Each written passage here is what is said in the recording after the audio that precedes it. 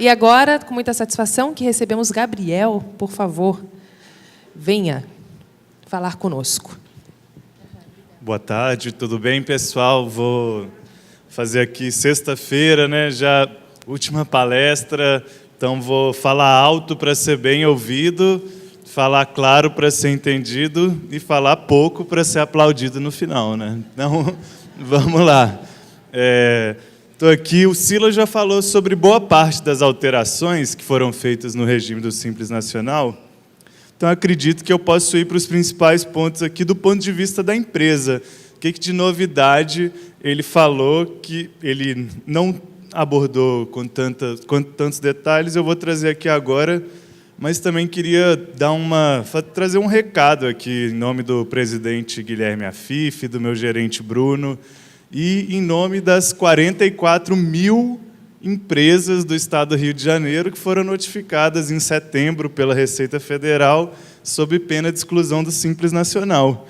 Como o Silas disse aí, um dos principais novos institutos que essa lei trouxe foi esse parcelamento especial de 120 meses para as empresas do Simples, que vai permitir, ao menos parte dela, dar uma respirada para continuar em 2017 no Simples. E quem que é a pessoa que vai aconselhar? Quem que vai ser a primeira pessoa que o empresário vai procurar? Quando o Sebrae lançar agora, na semana que vem, uma campanha de marketing em massa, falando para esses empresários parcelarem suas dívidas, ele vai procurar o contador dele. Então, é muito importante que vocês peguem a apresentação do Silas, saibam os detalhes, mas não só isso. Por quê? Se a empresa fizer esse parcelamento especial do Simples, ela automaticamente vai continuar no Simples ano que vem? Não, não necessariamente. Existem os débitos com a Fazenda Estadual e Municipal que já foram tratados aqui. O contador precisa se informar se aquela empresa foi notificada em relação a algum desses débitos, porque eles podem levar à exclusão da empresa sem nem o conhecimento da Receita Federal. O colega aqui do município, do fisco, já tem a senha dele lá, entra, dá baixa na empresa e pronto. Então, vamos também fazer uma campanha bem grande, não só em relação aos débitos tributários. Nós estamos negociando com a FEBRABAN para que as empresas possam renegociar também os seus débitos bancários, e aí cada banco vai ter o seu critério. Nós estamos nos articulando com os corretores de imóveis para que as empresas possam também negociar o seu aluguel, parcelar, melhores condições. Todo mundo sabe que o valor do aluguel caiu muito, então aquele reajuste diminuiu um pouquinho. E também a gente já fez articulação com a Associação Brasileira de Comércio Atacadista, para quê? Para as empresas também negociarem as dívidas com os fornecedores. O débito tributário é o primeiro passo, mas depois vem banco, vem aluguel, vem fornecedor. E o que o contador, acho que o mais importante que ele precisa ajudar o empresário a fazer nessa hora? E aí, empresário, vamos ver aqui quanto dá para pagar para todo esse povo e ainda continuar com a sua empresa. Vamos ver aqui, é X, tantos mil por mês, eu acho que eu dou conta de segurar, o momento está ruim, mas tudo bem. Então, é muito importante o apoio do contador nessa hora. No Rio, foram 582 mil empresas no Brasil. No momento que a economia está mal, que o desemprego está crescendo, a MPE gerou, nos últimos 10 anos, 10 milhões de empregos. Então, se essas 500 mil empresas forem excluídas do regime, aí a coisa vai piorar mesmo. O fisco, nessa sanha de arrecadar o máximo possível, vai matar a galinha dos ovos de ouro dele. São as empresas, reforma da Previdência. O que contribui com a Previdência? O emprego formal. Então, acabando com a empresa, acabando com o emprego, como é que vai retomar a economia desse jeito? Então, esse é o recado mais importante. Se vocês saírem daqui já preparados, se informar sobre o parcelamento especial, ir lá negociar com o banco, negociar com o fornecedor, negociar com o aluguel, ajudar o empresário a fazer isso, acho que já valeu a minha palestra. Mas, além desse parcelamento, o que mais que a lei trouxe de novo? A questão do efeito rampa, que já foi, não, tudo bem, agora não vai compensar para todas as empresas. Como que esse projeto foi construído originalmente em 2014? com desoneração para todo mundo. Ah, mas como é que estava a situação econômica do país em 2014, como que está hoje? Todo mundo sabe muito bem. E tem gente que está falando que vai ser ruim para todas as empresas, mas todas essas alterações aí do Super Simples representam uma desoneração de 1,8 bilhões. Se as empresas estão perdendo dinheiro e o fisco também, realmente eu não sei. Para as 80% das empresas que estão nas duas primeiras faixas do Simples, vai sim ter redução de tributo. Para as outras empresas, como o nosso colega muito bem disse, nem sempre vale a pena. Cada um tem que ver seu caso, ver sua folha, ver o seu ICMS, quanto ele recolhe por fora do Simples, enfim. E aí ele tem que fazer essa conta. Além disso, uma outra novidade é essa faixa de transição. E por que o ICMS e o ISS ficaram de fora muito a contragosto?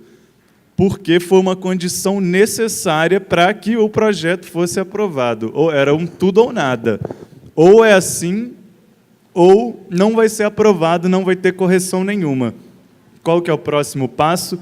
Esse ano já estaremos, com o apoio da Frente Parlamentar da Micro e Pequena Empresa, já iniciando estudos para fazer a correção do limite do Simples, inclusive para ICMS e ISS, conforme IPCA. 4,8 milhões não foi suficiente nem para atualizar pelo IPCA.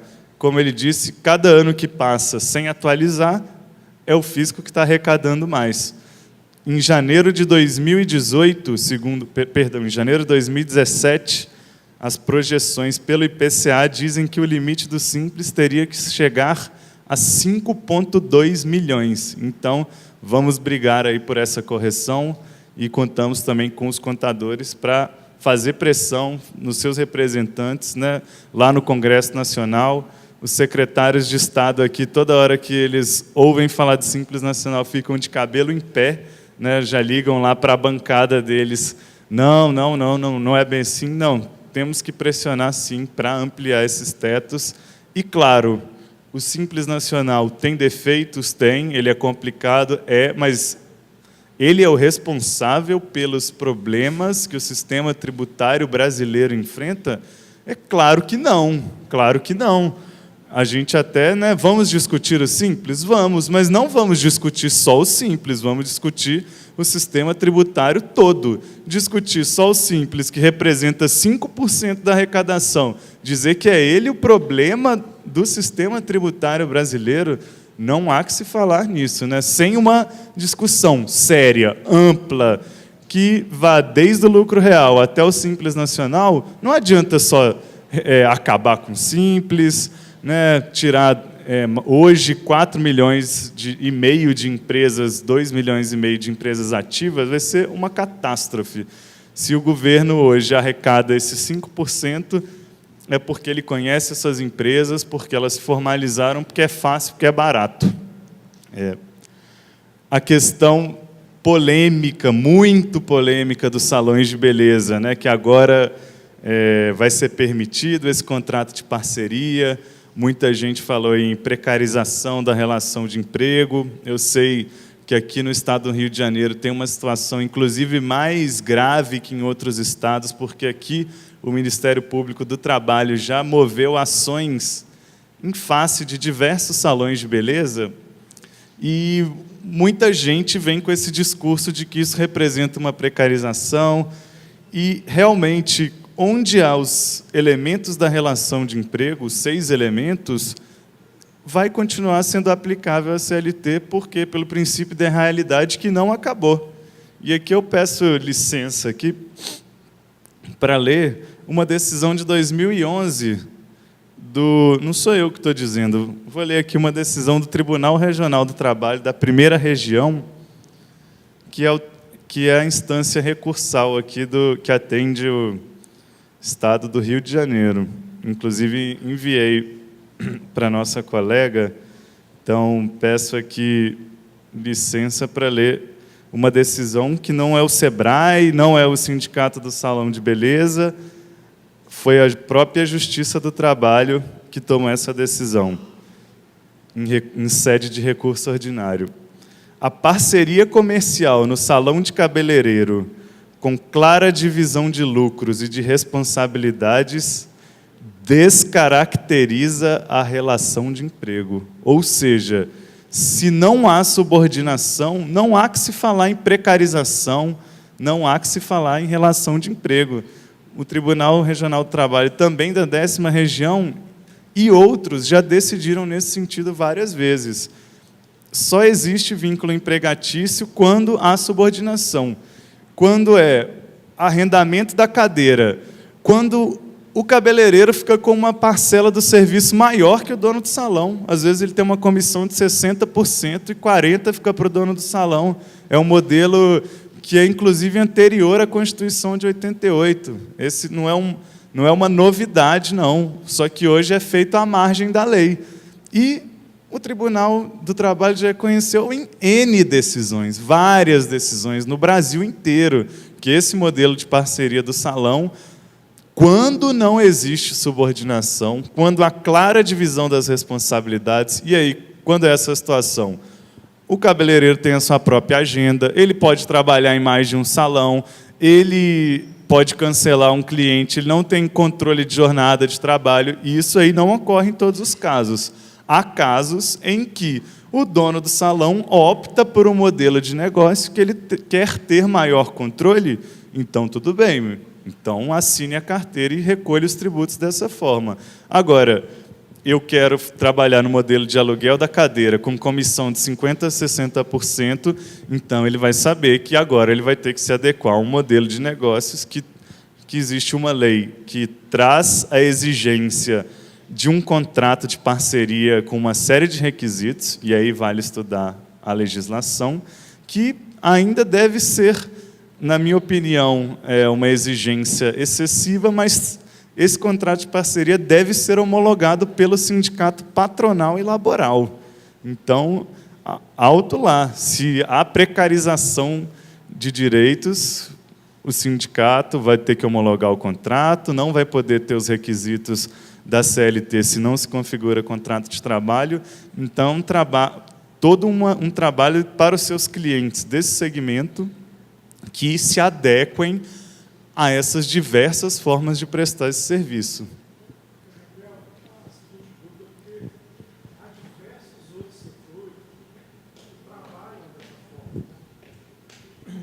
Obrigado. Há diversos outros setores que a gente conhece, por exemplo, escritórios odontológicos, clínicas de estética, né, de podólogo, por exemplo, que tem esse aluguel da cadeira, de aluguel da cadeira, aluguel do espaço, enfim. Isso saiu especificamente para salão de beleza e há algum movimento de isonomia? Olha, os salões de beleza são muito organizados, então eles procuraram o deputado Ricardo Izar, do Estado de São Paulo, e levaram a ele 2 sugestões de projeto de lei, e eles estão nessa luta no Congresso há mais de 5 anos. Agora conseguiram essa aprovação. Então, eu desconheço outras categorias que estão pleiteando uma forma de tributação semelhante, mas, tendo em vista que eles agora conseguiram, tudo leva a crer que outras categorias também vão buscar o mesmo benefício. Mas, lembrando, o risco trabalhista continua existindo. Todo mundo sabe que pode ter contrato assinado, pode ter tudo bonitinho, se provar que tem pessoalidade, onerosidade, subordinação, todos os requisitos que a CLT prevê, não tem conversa. A Justiça do Trabalho ela não aceita. Mas essa justiça, que todos nós sabemos, já se posicionou, ela trouxe o termo parceria, que inclusive já é prevista pelo Código Civil, e aí todos os salões e todos os profissionais têm que se preparar para esse novo modelo, claro, para ter a maior segurança jurídica possível, porque não adianta tapar os olhos para a realidade e estimular uma informalidade, sendo que esse negócio só é viável, em muitos casos, nesse modelo. A questão do investidor anjo. O Silas abordou um pouco da perspectiva legal, os requisitos, me trouxe até uma novidade que será regulamentado pela Comissão de Valores Mobiliários, mas uma coisa que ele não falou, que foi a principal demanda, que a Anjos do Brasil, uma entidade que representa esses investidores de capital de risco. Hoje o Sebrae já tem mais de 600 empresas que foram capacitadas, empresas e investidores, para quê? Para receber esse capital de risco. Qual que era o medo do cara? Ele fazia um investimento anjo, vou investir aqui numa startup brasileira, tal, vou fazer um aporte de capital. Ela nem podia ser do simples, fazia um malabarismo, ela era sociedade anônima, de capital fechado, encontravam caminhos pela lei. Ele não era gestor da empresa, ele não tomava decisões e ele nem lidava com os funcionários. A empresa, todo mundo sabe que o capital de risco, o cara investe em 10 empresas na esperança que uma dê certo e que ele tenha lucro suficiente para cobrir todo o investimento dele. O que acontecia no Brasil? O cara investia, a empresa fechava, desconsideração da personalidade jurídica do investidor pelos débitos trabalhistas, tributários, não vou investir no Brasil, então, vou levar meu capital para outros países. Eu não sou dono da empresa, não estou lá dentro, não sou gestor, não faço nada e corro o risco de ser responsabilizado pessoalmente pela integralidade dos débitos daquela empresa. Então, meu amigo, sinto muito, não vou investir no Brasil. O capital hoje é só apertar um botão. Não, vou investir lá no Chile, que fez uma lei de startup bem legal agora. Então, esse dispositivo veio aí para tentar dar essa segurança para que o investidor anjo não seja responsabilizado, né? O ecossistema de startups, de inovação, um dos elementos fundamentais é esse capital. Então, nós esperamos que essa regulamentação não inviabilize esse instituto, vamos acompanhar de perto.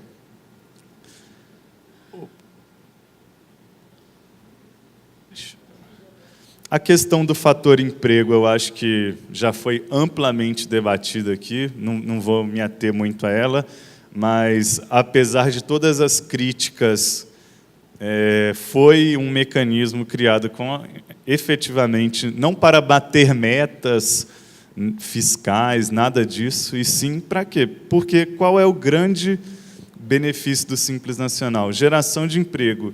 Quem gera emprego merece ter um imposto menor? Na nossa opinião, sim. O Congresso Nacional também entendeu dessa forma. Foi por isso que nós achamos por bem de incluir esse dispositivo. Os fabricantes de bebidas, que o Silas disse aqui, realmente confirma o que ele disse. A Receita Federal sempre se opôs à inclusão de pequenos produtores de bebida no Simples. Cachaça já podia, foi retirado. Mas hoje todo mundo aí está vendo esse boom de microcervejarias, pequenas cervejarias, muito na região sul também tem o quê? O cara que tem uma vinícola pequena e quer fazer um hotel fazenda com a vinícola, que tem um tour gastronômico. Não.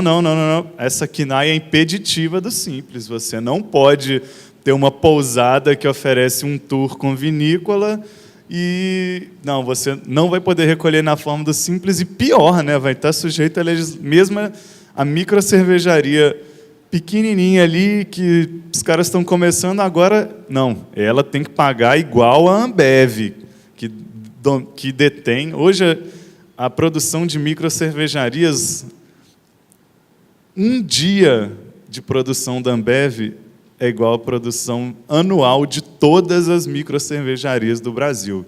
Então, realmente, isso aí veio trazer o tratamento favorecido, diferenciado, simplificado, que o artigo 170, 179 da Constituição garante também para esse segmento. E não é para beber mais, não, é para beber menos e com mais qualidade, né? Todo mundo quer produtos bons, né, com qualidade de origem, etc. Inclusive, a lei prevê que vai ser regulamentado pela Vigilância Sanitária, Ministério da Agricultura, própria Receita Federal. Esperamos que agora essas empresas que já existem e são informais possam se formalizar, comercializar sua produção para outros estados. Enfim, acho que esse foi avanço importante também. A questão do limite do MEI passou para 81 mil. Também tem a questão do produtor rural, e aí vale um aviso importante, tem muita gente comemorando, mas não quer dizer que está na lei que necessariamente vai poder, 1º de janeiro de 2018, sou produtor rural, vou poder virar MEI. Não. A inclusão de novas atividades permitidas ao MEI é feita pelo Comitê Gestor do Simples, então ainda tem essa etapa de avaliar novas atividades para inclusão naquela lista lá do anexo 13 da Resolução 94. Só assim poderão fazer adesão ao Simples. Mas tem uma outra coisa interessante que foi trazida para o MEI aqui, que não falaram antes, que é uma questão que muitos MEIs sofrem com os conselhos de classe, muitas vezes que exigem que ele tenha uma inscrição como pessoa física e jurídica como MEI. Sendo que ele já tem como pessoa física, como ele se formalizou, ele virou uma empresa, então ele vai precisar recolher também como pessoa jurídica. A partir da vigência desse dispositivo, para o MEI, basta a inscrição como pessoa física. E uma outra questão mais importante ainda diz respeito àquelas pessoas que pegavam um CPF de alguém, abriam um microempreendedor individual em nome dele para pegar empréstimo fraudulento, para comprar mercadorias e depois dar o cano, e aí a pessoa descobria, tinha um MEI aberto no nome dela, um débito imenso no nome dela, e aí qual que era a orientação da Receita Federal? Não, abra um processo judicial de cancelamento, só depois que for transitado em julgado, aí a gente vai proceder, aí a gente vai regularizar a situação desse cara. Aí, poxa, a gente sabe que a morosidade do judiciário, muitas vezes, né, não atende à necessidade do cidadão. Então, a gente trouxe também a sugestão que foi incorporada ao texto de que esse pedido de baixa, em caso de fraude, ele é automático, eletrônico, retroage à data da abertura do MEI. A gente espera que, assim, a gente consiga mitigar um pouco o impacto dessas fraudes que acabam, né, trazendo uma imagem negativa, apesar de ser poucas, para essa política pública tão bacana. Uma coisa que não foi dita e que também é muito legal é a questão da dupla visita em matéria de consumo, PROCON. Antes não existia autorização legal para o PROCON fazer a tal fiscalização orientadora, que é aquela, não, ó, primeiro eu vou instruir. Se o empresário não se regularizar, numa segunda visita eu posso multar. Hoje ela já se aplica à fiscalização metrológica, trabalhista, salvo algumas exceções, embaraço à fiscalização, etc. Mas agora também para o PROCON vai poder se aplicar isso, e também, não está aí no slide, mas fica o fisco federal, estadual e municipal autorizado a fazer isso também, oferecer aos contribuintes do Simples possibilidade de autorregularização antes de multar. A Receita agora vai estar legalmente respaldada. Olha, meu amigo, eu vi que tem um negócio errado aí. Eu vou te dar uma oportunidade para se autorregularizar antes de aplicar. Um pouco da mudança de mentalidade da fiscalização, tirar só o caráter punitivo, passar também um caráter educativo, já que nossas leis são complexas, estão espalhadas em 300 sites, portais, portarias, instrução normativa, regulamento, que o empresário, né, o sonho dele era fazer tudo direitinho. Ó, se você fizer tudo que está aqui, está certo. Não, mas então, pelo menos, fica dada essa oportunidade aí da segunda chance para o empresário. A vigência já foi dito, mas não custa repetir. Parcelamento especial vale agora e esperamos que seja aberto dia 12. O anjo, 1º de janeiro. Todas as demais medidas, 1º de janeiro de 18. E aí eu vou falar também de um ponto que o Silas provavelmente evitou, mas o que foi vetado, o que a gente quis trazer nessa nova regulamentação e que o governo federal, por uma série de razões, entendeu por bem que fosse vetado.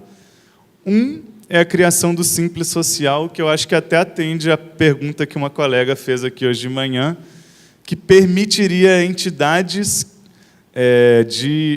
da sociedade civil, em relação às receitas não imunes e isentas, que ela pudesse ser tributada na forma do Simples. Isso, infelizmente, foi retirado do texto. Um outro ponto muito importante, talvez nem tanto para os empresários, mas para aqueles que defendem a política do Simples como uma política de sucesso, era a questão do Simples Nacional como parte integrante do regime geral tributário. O que quer dizer isso? Quer dizer que hoje o Simples Nacional ele é considerado um favor para as empresas, né? Nós estamos abrindo mão de 80 bilhões para um benefício fiscal, né? Por isso que o optante do Simples, ele pode ter benefício da exportação? Não. O Simples já é um benefício fiscal. O governo estadual criou um programa específico para esse setor, mas não pode entrar o optante do Simples, porque o Simples já é um benefício fiscal. Então, jogaria por terra esse argumento, mas, infelizmente, também, por uma grande oposição da Receita, isso foi vetado, mas continuaremos lutando, que não é um favor, né? Um direito, uma prerrogativa do empresário previsto na Constituição. E um outro ponto aí, vou pular os demais, que era a questão do depósito recursal na Justiça do Trabalho, que hoje uma MPE que quer recorrer na Justiça do Trabalho tem que pagar o pequeno valor de R$ 8.000, né? Mais 16 mil na segunda instância. A gente tinha sugerido que ela tivesse um desconto de 50%, mas também esse ponto foi vetado e retirado do texto. Era essa a minha apresentação. Hoje se falou muito sobre o Simples Nacional, né? Como o Simples se torna cada vez mais complicado. Essa questão do recolhimento de ICMS e ISS por fora realmente ficou longe do desejado, mas conseguimos aumentar o limite. Agora, vamos lutar para que ele passe a ser recolhido dentro do Simples Nacional. Vamos também continuar a nossa luta, que não é de hoje, para a limitação da substituição tributária do ICMS para os optantes do Simples, que, em muitos casos, deixa o Simples até mais caro que o lucro real, o lucro presumido, como foi mostrado aí anteriormente. Mas porque, mesmo sendo mais caro, tem muita gente que ainda prefere ficar no Simples do que sair do Simples. Porque o custo de cumprimento de obrigações é muito mais barato, né?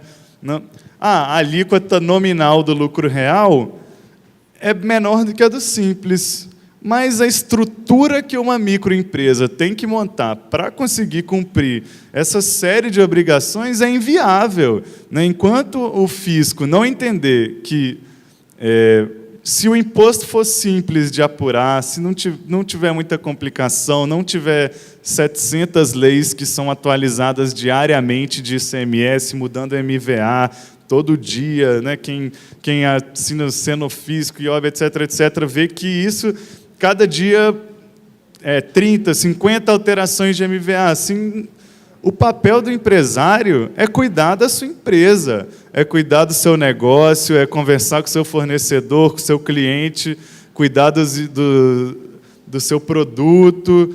Não é ficar pagando imposto, né? E infelizmente, no Brasil, muitas vezes o fisco quer repassar o papel do fisco para o empresário. Não, o empresário ele tem que gastar o mínimo de tempo possível para isso. Ele tem que ter tempo para o seu negócio.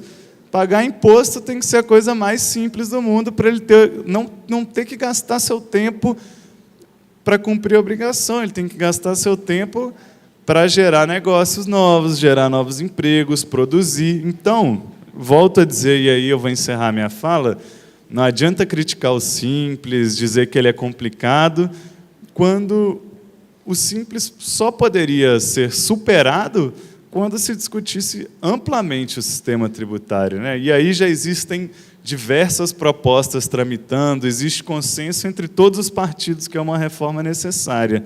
mas, infelizmente, não é uma prioridade nem do governo anterior, nem do atual promover essa reforma. Por isso que nós, como profissionais, trabalhamos diariamente com isso, sabemos o custo que isso representa e o trabalho que isso representa, temos que nos mobilizar, unir nosso discurso, unir nossas forças para que, beleza, vamos acabar com o simples? Vamos, mas dentro de uma discussão completa do sistema tributário todo, de forma que seja fácil para todo mundo, né? Então, é isso.